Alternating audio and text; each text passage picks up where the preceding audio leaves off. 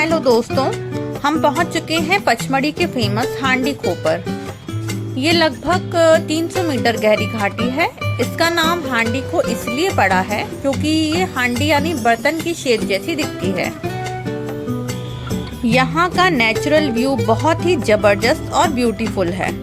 चारों तरफ हरियाली और पहाड़ों का अमेजिंग नज़ारा देखने को मिलता है। यहाँ आप हॉर्स राइड और एटीवी बाइक राइड का फुल एडवेंचर भी एंजॉय कर सकते हैं।